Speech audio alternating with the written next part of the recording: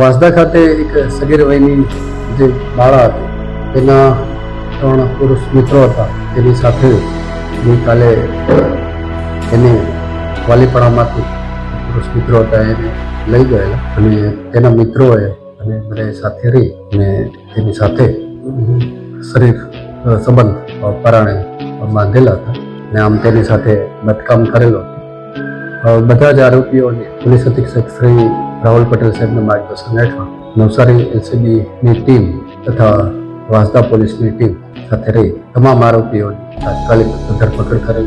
સગીર જે બાળા હતી તેના વાલીઓની વિગતવારની તેણે લખાવ્યા મુજબની ફરિયાદ લખી લીધેલી છે, જેની અંદર રેપ તેમજ અન્ય કલમો સાથે ગુનો દાખલ કરવામાં આવેલો છે અને બધા જ આરોપીઓની ધરપકડ થઈ છે. આગળની તપાસ police inspector Vansda PI Ahir સાહેબ કરી રહ્યા છે.